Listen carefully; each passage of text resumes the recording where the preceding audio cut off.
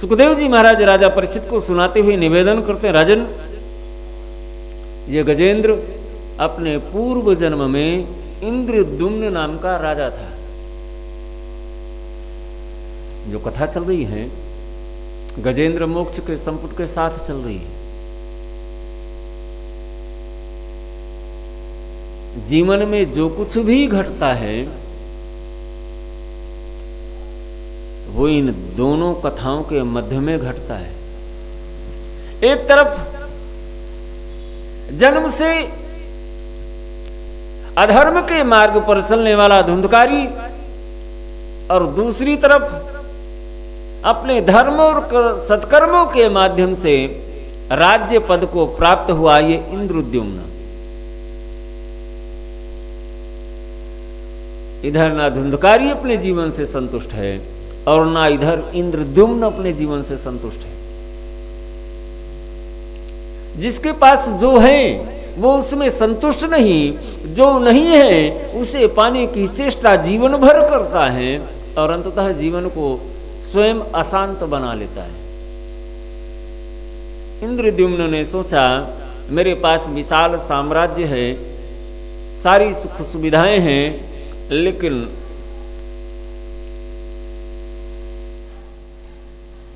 इन सारी चीजों से मुझे अभी वो नहीं मिल रहा जो मिलना चाहिए। अभी मैं राजा तो हूं, लेकिन बड़े बड़े तपस्वियों के सामने मुझे भी नतमस्तक होना पड़ता है। अब मैं ऐसा कुछ करूं कि मेरा सर, मेरा मस्तक किसी के सामने झुके ही ना, मैं सर्वश्रेष्ठ हो जाऊं। और ऐसी कामना लेकर के इंद्रद्युम्न ने अपना साम्राज्य छोड़ दिया और तपस्या करने के लिए चला गया। गहन जंगल में जाकर के इंद्रद्युम्न तपस्या में बैठ गया। जैसे जैसे तपस्या बढ़ती गई वैसे वैसे अहंकार बढ़ता गया, क्योंकि जीवन का प्रवाह जब ठीक नहीं होता, कामनाएं जब जीवन के प्रवाह को अवरुद्ध कर देती हैं, तो फिर वो अहंकार का रूप धारण करता है। और अहंकार जिस दिन फूटता है महाराज सब कुछ तहस नहस कर देता है। अहंकारी व्यक्ति ना किसी के सामने स्वयं झुकता है और ना किसी को अपने से ऊपर उठने देता है, अपने जीवन को भी नरक बना लेता है और दूसरे के जीवन को भी नरक बना देता है। महाराज एक दिन संयोग ऐसा बना, अगस्त्य ऋषि उस रास्ते से जा रहे थे जहां पर बैठ करके ये, जिस जंगल में ये बैठ करके तपस्या कर रहा था इंद्रदेव। अगस्त्य ऋषि वहां से निकले। इंद्रद्युम्न की नजर अगस्त्य ऋषि पर पड़ी, लेकिन अहंकार के कारण, अरे महाराज 1000 वर्ष तो मैंने स्वयं निकाल दिए तपस्या में, मुझसे बड़ा तपस्वी और कौन हो सकता है। अगस्त्य ऋषि को देख करके ना तो खड़ा हुआ, ना प्रणाम किया, ना सिर झुकाया। महाराज जैसा था वैसा ही बैठा रह गया। अगस्त्य ऋषि ने राजा इंद्रद्युम्न को समझाया, भगवान ने तुम्हें भजन करने के लिए नहीं बनाया, भगवान ने तुम्हें सेवा करने के लिए बनाया है। तुम राजा हो, तुम्हारा कर्तव्य है अपने प्रजा का संरक्षण करना, प्रजा के दुखों को दूर करने के लिए अपने जीवन की आहुति दे देना। तुम अपने कर्तव्य को छोड़ करके इस मार्ग पर बढ़ रहे हो, इससे भी तुम्हारा भला नहीं होने वाला। परमात्मा ने तुम्हें जो जिम्मेदारी सौंपी है उस जिम्मेदारी का निर्वाह करके तुम परमात्मा के कृपा पात्र बन सकते हो, लेकिन यदि तुमने मार्ग बदल दिया, मार्ग सोई जाकहु जो भावा, अपनी मर्जी का रास्ता चुनने लग जाओगे तो स्वयं का विनाश कर बैठोगे। इंद्रद्युम्न ने कहा, महाराज मैं चक्रवर्ती सम्राट हूँ, चक्रवर्ती राजा हूँ, महाराज राज्य करना मेरी मजबूरी नहीं, मैं जब चाहूँ छोड़ सकता हूँ। अब सब कुछ छोड़ करके मैं भगवान का भजन करने के लिए साधना करूँगा, तपस्या करूँगा। अगस्त्य ऋषि ने कहा, तुम कुछ नहीं करोगे। भागने वाला व्यक्ति जीवन में कभी कुछ कर नहीं सकता।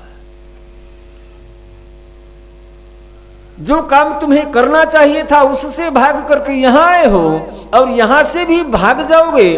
जो संसार को नहीं संभाल पाया वो उस संसार बनाने वाले के पास कितनी देर संभाल पाएगा, उसे कितनी देर उसके पास टिक पाएगा। इसलिए फिर भी समझा रहा हूं, तुम जाओ। नहीं माना। अंततः अगस्त्य ऋषि को क्रोध आ गया। अपने कर्तव्य मार्ग से भ्रष्ट होकर के और तुम अहंकार में ग्रसित होकर के दूसरे का सम्मान करना नहीं जानते, दूसरे की पीड़ा को समझना नहीं चाहते, मैं तुम्हें श्राप देता हूं, तुम हाथी की तरह उन्मत्त हो रहे हो, जाओ तुम हाथी ही हो जाओ। अब गज की योनि को प्राप्त हुआ इंद्रद्युम्न। अगस्त्य ऋषि के शरण पकड़ लिए महाराज, श्राप दे दिया आपने, अच्छा किया। आपके समझाने से मेरी बुद्धि निर्मल नहीं हुई, लेकिन आपके श्राप से मेरी बुद्धि जरूर पवित्र हो गई। और अब मुझे समझ में आ रहा है मैंने रास्ता गलत चुना था, इसलिए परमात्मा ने आपके माध्यम से मुझे ये दंड दिया है। अब आप कृपा करके मुझे कोई रास्ता सुझाओ जिससे मैं इस पशु योनि से मुक्ति प्राप्त कर सकूं। अगस्त्य ऋषि ने कहा, तुम चिंता मत करो, मैं जानता हूं केवल अहंकार के कारण तुम पथ भ्रष्ट हो चुके थे। तुम्हारे अंतःकरण में बुराइयां नहीं हैं, पाप नहीं है, किसी के प्रति द्वेष नहीं है, केवल अहंकार से तुमने गलती की। इसलिए मैं तुम्हारी गलतियों को अनदेखा करते हुए तुम पर कृपा करते हुए एक वरदान भी देता हूं। जिस समय तुम्हारे जीवन में मुसीबत आएगी, तुम्हें परमात्मा की याद आएगी। कष्टों के समय में तुम परमात्मा का स्मरण कर पाओगे, और वही परमात्मा का स्मरण तुम्हारे उद्धार का, तुम्हारे कल्याण का कारण बन जाएगा। याद रखना। आप राज्य छोड़ करके गया था उसी नारायण का भजन करने के लिए, लेकिन राज्य छोड़ने का अहंकार कहीं सूक्ष्म मन में अंदर छिपा था। मैंने राज्य छोड़ दिया, भजन करने के लिए आया हूं, मैं कल्याण नहीं हो पाया। मनुष्य का शरीर लेकर के गए थे भजन करने के लिए, और वहां पशु का शरीर और मिल गया। क्यों? क्योंकि हम अहंकार में भूल जाते हैं, हमें जो करना था वो कर नहीं पाए, और जो हमारे अधिकार क्षेत्र से बाहर था हम उसे करने में लग जाते हैं। महाराज, परिस्थिति ऐसी बनी। अब अगस्त्य ऋषि ने वरदान दिया, तुम उसी परमात्मा का स्मरण जब मुसीबत में करोगे,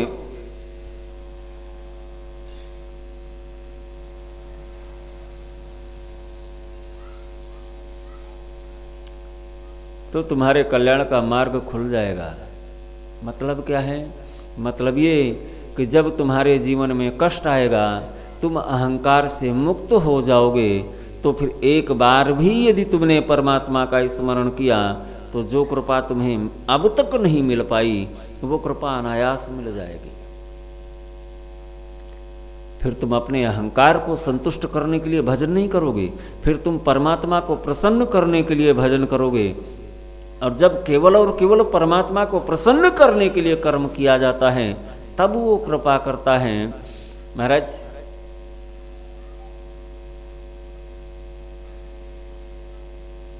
मन क्रम वचन छाड़ी चतुराई, भजत कृपा करिहि रघुराई।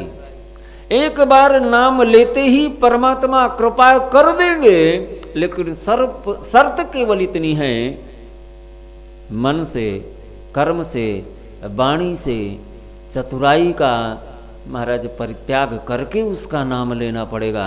जब तक हमारे मन में, हमारे कर्म में, हमारी वाणी में कुछ और होगा और हम नाम उसका लेंगे, तो फिर उसकी कृपा नहीं मिलेगी। इन सबको सांसारिक चतुराइयों से मुक्त करके परमात्मा का स्मरण एक बार हुआ नहीं कि उसकी कृपा का एहसास हो जाएगा। इंद्रद्युम्न को बोध हुआ, अगस्त्य ऋषि के चरणों में प्रणाम किया, और गज योनि में गज शरीर धारण किए हुए वो इंद्रद्युम्न जंगल में भ्रमण करने लगा। इंद्रद्युम्न ने अंततः श्राप मिलने के बाद ही सही रास्ता पकड़ा। अब मुझे कुछ नहीं करना, मुझे रास्ता मिल गया। जब मेरे जीवन में मुसीबत का समय आएगा उस समय मुझे परमात्मा अपने आप याद आएगा और उस समय का सदुपयोग करना है। तो दो अवसर थे राजा इंद्रद्युम्न के पास, जिस गजेंद्र मोक्ष की कथा हम भागवत जी के साथ सुन रहे हैं। एक तो अवसर था राज्य का संचालन करता हुआ, लोगों की सेवा करता हुआ, दूसरों के दुखों को दूर करता हुआ अपने आत्म कल्याण का मार्ग प्रशस्त कर सकता था, लेकिन चूक गया। ये सारे रास्ते छोड़ करके और मैं अपने परिश्रम के माध्यम से भगवान का भजन करूंगा और फिर आत्म कल्याण करूंगा, और परिणाम ये हुआ अपने परिश्रम से उस तक पहुंचना संभव ही नहीं है। उस तक पहुंचने का रास्ता या तो जीवन का दुख प्रदान करता है और या तो फिर कोई सद्गुरु प्रदान करता है। दो ही रास्ते हैं उस तक पहुंचने के लिए, तीसरा रास्ता है ही नहीं। या तो हम जीवन में आए हुए दुखों का सदुपयोग कर लें तो उसे पा सकते हैं, उसकी कृपा पा सकते हैं, और या तो फिर सदगुरु की आज्ञा मान करके जीवन का निर्वाह करें तो फिर उसकी कृपा तक पहुंचा जा सकता है। दुखों का सदुपयोग किया कुंती ने। कुंती के जीवन में दुखों के सिवा कुछ था ही नहीं। युवावस्था आई, पति पांडु का देहांत हो गया, जीवन वैधव्यता से घिर गया। छोटे छोटे 5 बालक जैसे तैसे करके पालन पोषण करती रही। बालक थोड़े बड़े हुए, महाराज भीम को दुर्योधन ने जहर दे करके मारने का प्रयास किया। थोड़े और बड़े हुए, सारी विद्याओं को सीख करके जब युधिष्ठिर के युवराज बनने का समय आया उस वक्त षड्यंत्र रचा गया और महाराज पांडवों को लाक्षागृह में जलाने का प्रयास किया गया। एक मां की आंखों के सामने उसके 5-5 बेटों को जिंदा जलाने का प्रयास किया गया। इससे बड़ा दुख और क्या हो सकता है। और आगे समय गया, जैसे तैसे करके उनके पूरे राज्य का बंटवारा हुआ, आधा राज्य मिला, लेकिन छल के कारण, छल के माध्यम से दुर्योधन ने उसे भी छीन लिया। भरी राज्यसभा में बहु द्रौपदी का अपमान किया गया। महाभारत जैसा भीषण युद्ध मां कुंती के बेटों को लड़ना पड़ा। कितनी कितनी विपत्तियां नहीं आई।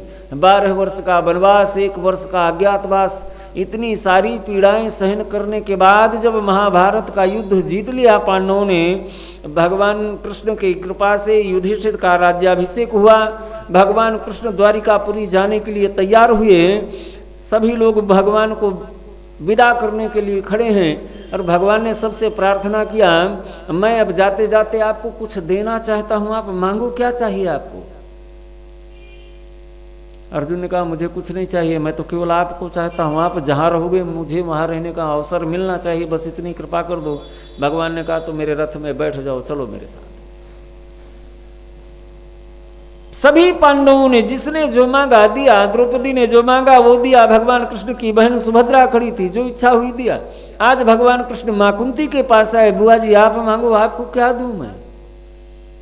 कुंती की आंखों में वो आ गए, गोविंद मैं आपको समझ चुकी हूं, आप मुझसे संबंध जोड़ रहे हैं, संसार के मुझे बुआ करें, लेकिन मैं आपको पहचान चुकी हूं, आप तो साक्षात नारायण हैं, ईश्वर हैं, भगवान है। कन्हैया ने कहा, बुआ जी तो भगवान से लोग ना जाने क्या क्या मांगते हैं, भगवान समझ करके ही सही, जो भी चाहिए मांग लो। बोले, गोविंद यदि देना ही चाहते हो तो संसार के जितने भी दुख हैं आप मेरे दामन में डाल दो, मुझे दुखों के सिवा कुछ चाहिए नहीं। भगवान की आंखों में आंसू आ गए, बुआ जी पूरा जीवन तो आपका दुखों में निकल गया, थोड़ा सा समय आया है सुख भोगने का, और उसमें भी आप भगवान मानने के बाद भी मुझसे दुख मांग रही हैं। और आप जानती हैं भगवान से कुछ भी मांगा जाता है वो जरूर मिलता है, आप मुझसे कुछ और मांग सकती थी, दुख क्यों मांग रही हैं आप। कुंती ने चरण पकड़ लिए, गोविंद दुख के माथे सिल पड़े, जो नाम हृदय से जाए, बलिहारी वा दुख की जो पल पल नाम रटाए। मैं उस सुख को लेकर के क्या करूं जिसके आने से पहले ही आप जाने के लिए तैयार हो गए। गोविंद मुझे तो आप वो दुख दे दो, कम से कम आपका दर्शन, आपका स्मरण तो होता रहेगा। मेरे जीवन में जब तक दुख रहा आप मेरे पास रहे, और आज सुख आने वाला है, आप छोड़कर जाने के लिए तैयार हैं, और मैं सुख के लिए आपको छोड़ दूं, ये संभव नहीं। अगर दुख में ही आप मेरा साथ देना चाहते हैं तो संसार के सारे दुख आप मुझे दे दो, लेकिन आप मुझे छोड़कर मत जाओ। ये है दुखों का सदुपयोग। यदि हमने जीवन में दुखों का सदुपयोग कर लिया, बुरे समय का सदुपयोग कर लिया, तो परमात्मा को प्राप्त करने का रास्ता खुल सकता है। और या तो फिर हम किसी सदगुरु की शरण में बैठ करके उनकी आज्ञा का पालन करते हुए जीवन का निर्वाह करें तो मार्ग खुल सकता है। बड़ा मुश्किल काम है। हम भगवान के द्वार में जाते हैं तो भी अपने स्वार्थ से घिरे हुए जाते हैं, अपनी सारे विचार लेकर के जाते हैं।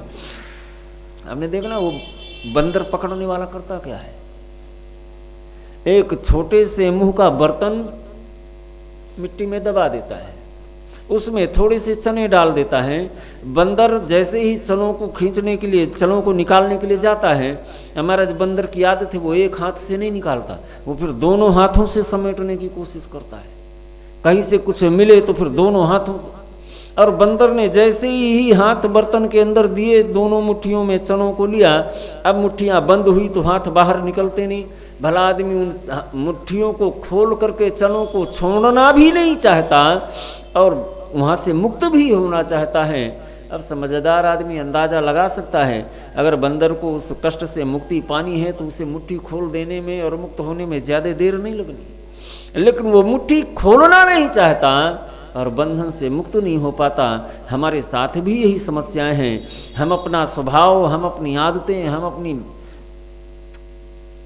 सांसारिक उलझने छोड़ना भी नहीं चाहते, और हम चाहते हैं कि हमें सब कुछ मिल भी जाए। बड़ा मुश्किल काम है। इसलिए शास्त्र बताना चाहते हैं, यदि हम कुछ वास्तव में ईमानदारी से पाना चाहते हैं तो फिर हमें वैसे ही रास्ते पर चलना पड़ेगा। और यदि हमने रास्ता नहीं बदला तो फिर जिस रास्ते पर चलते चलते अब तक हमें जो मिला है, उस रास्ते पर चलते चलते आगे भी वही सब कुछ होने वाला है। फिर हम इससे ज़्यादा की उम्मीद भी ना करें, वही ज़्यादा बेहतर होगा। आज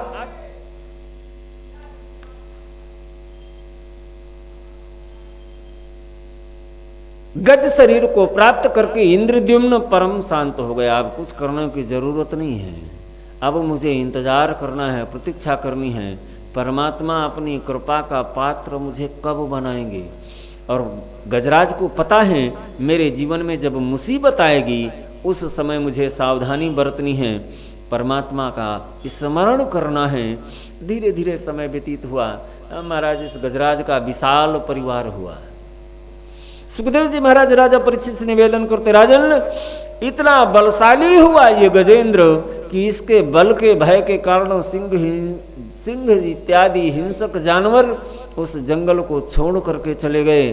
अब बगैर किसी भय के यह गजेंद्र अपने परिवार के साथ त्रिकूट पर्वत के वन्य क्षेत्र में भ्रमण करता रहा। एक दिन की बात, यह गजेंद्र अपने पारिवारिक जनों के साथ में किसी सरोवर में पानी पीने के लिए गया।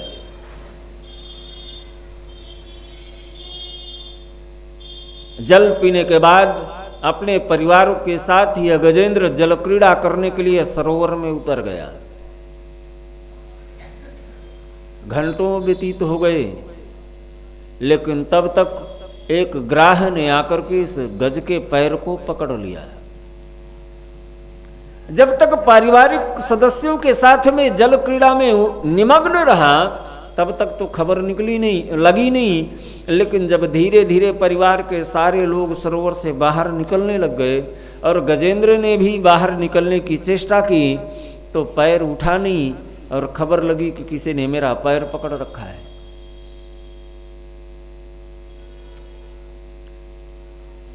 अब सारे परिवार के लोग सरोवर के किनारे पर खड़े प्रतीक्षा कर रहे हैं।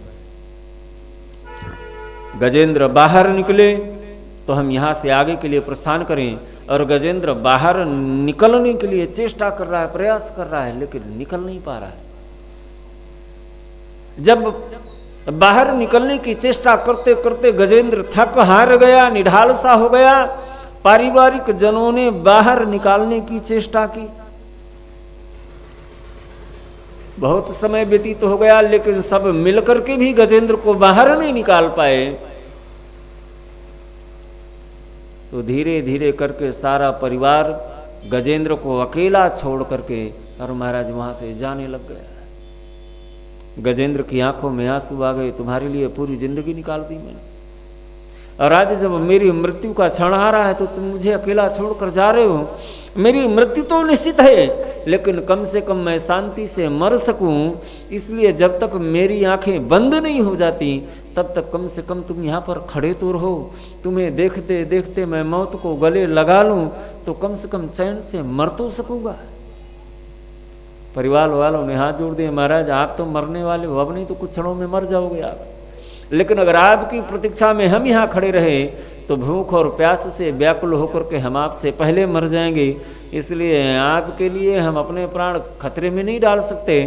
अब आप तो जो होना है होगा, अब आपके लिए कुछ कर भी तो नहीं सकते।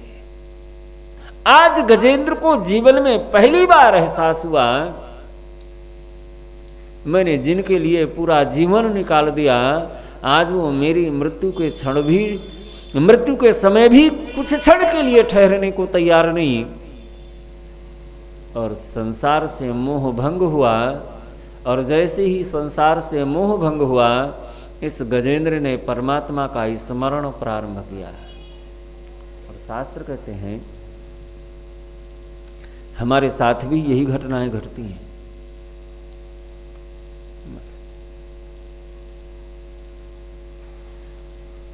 बेटे को बेटियों को पढ़ाया लिखाया, सारी सुख सुविधाएं प्रदान की, अपना खून पसीना बहाते रहे, रात में सोए नहीं, दिन में चैन से बैठे नहीं, 24 घंटे मेहनत कर करके सबकी व्यवस्था करते हुए पढ़ाने लिखाने में लगा दिया, कर्ज भी लिया, लोगों की बातें भी सुनी, दुनिया भर के अपमान भी सहन किए, लेकिन सब कष्ट उठाते हुए भी अपने बालकों के लिए सारी व्यवस्थाएं जोड़ते रहे। बेटी भी बेटी का ब्याह हुआ, अच्छे घर में गई, नौकरी इत्यादि से परिपूर्ण, धन धान्य की कमी नहीं, बेटे की भी बेहतरीन सर्विस लग गई, काम हो गया अपना। अब दोनों अपने अपने काम में लग गए। अब बूढ़े माँ बाप बचे। महाराज परिवार अब जब तक हाथ पैर चलते रहे, बेटा साल में 2 साल में जब भी समय मिलता रहा, बेटा बहू बेटी जमाई सारे देखने आते रहे, लेकिन अब धीरे धीरे शरीर जर्जर होता गया, बुढ़ापा आया, अब दिखाई पड़ता नहीं, सुनाई पड़ता नहीं, हाथ काम करते नहीं, अब दूसरे के सहारे की ज़रूरत पड़ी। महाराज फ़ोन किया, बेटे अब आखिरी समय आने वाला है, छुट्टी लेकर के कुछ दिन के लिए तो आ जाओ, तबीयत भी थोड़ा खराब चल रही, ठीक नहीं है।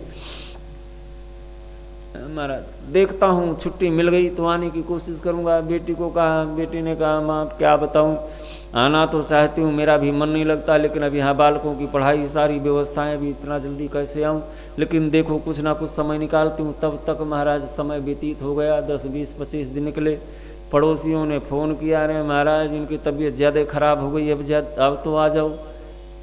बेटे ने वहाँ से कहा एक काम करो, मुझे आने में तो टाइम लग जाएगा, तब तक तुम अस्पताल में इन्हें भर्ती करा दो, जो भी बिल आएगा मैं ऑनलाइन जमा करता रहूँगा, अपना जब भी टाइम मिल जाए निकलते बढ़ते एक आध बार देख लिया करो, और मैं जल्दी आने की कोशिश करता हूँ। अब धीरे धीरे बेटे के आने की तैयारी हुई नहीं, और महाराज बीमारियों से घिरा हुआ जर्जर शरीर, एक दिन सांसें साथ छोड़ गई। बेटे को खबर मिली, पिताजी चले गए। अब इमरजेंसी में छुट्टी लेकर के फ्लाइट पकड़ी। जब तक सांसें चल रही थी, देखता हूँ कोशिश करता हूँ, छुट्टी मिल गई, सांसें उखड़ गई, निकल गई। फिर बेटा भी आया, बहू भी आई, महाराज पूरा परिवार इकट्ठा हुआ। जिसे देखने के लिए इन आंखों ने प्रतीक्षा करते करते दम तोड़ दिया, वो आए भी तो सांसें टूटने के बाद अब कोई आया तो ना आया तो क्या फर्क पड़ रहा है। और यही जीवन की सच्चाई है। और जिस दिन इतनी सी सच्चाई समझ में आ जाएगी ना, उस दिन फिर परमात्मा के भजन में मन लगाना नहीं पड़ेगा, अपने आप लगेगा।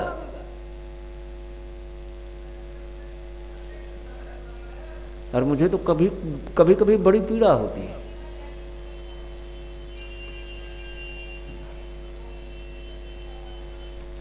हम पूरी जिंदगी ना करने वाले जैसे कामों में निकाल देते हैं।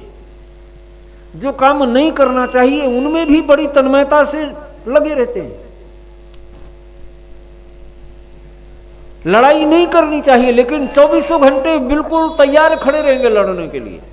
अरे कोई रोके भी मत लड़ो तो उससे हाथ छुड़ा करके आगे आगे जाएंगे। अरे महाराज रोको। और करने जैसे कामों में बुलाओ भाई आ जाओ तो भी जाने के लिए तैयार नहीं। किसी को गाली देनी हो तो कोई कहे भी मत दो तो भी बंद करते करते भी 2-4 निकाल ही देंगे। और कीर्तन होने लग जाओ और कहो महाराज थोड़ा बोल लो, दिखाई ना पड़े मुंह चल रहा है कि नहीं चल रहा है, मुंह हिल रहे कि नहीं, मुंह और नीचे कर लेंगे। जो बोलना चाहिए उसे बोलने के लिए तैयार नहीं, और जो नहीं बोलना चाहिए उससे रुकने के लिए तैयार नहीं, तो फिर क्या होगा।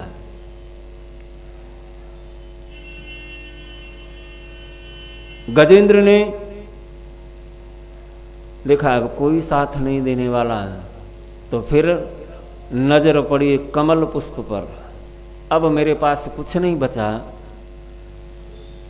मैंने सुना है तेरी उत्पत्ति इस जल से हुई है और ये कमल भी इस जल से ही निकला है।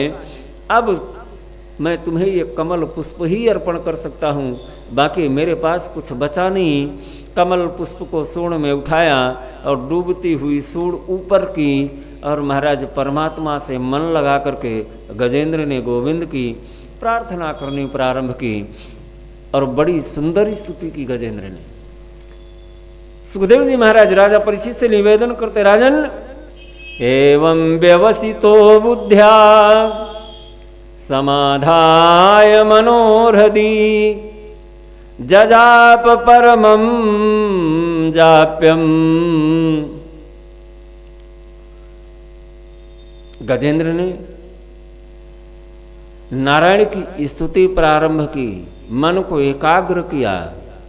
एवं व्यवसितो बुद्ध्या समाधाय मनोहृदि जजाप परमं जाप्यम प्राग जन्मन्यनुशिक्षितम। पुराने समय में, पहले समय के जो संस्कार थे वो संस्कार मुसीबत के समय उदय हुए,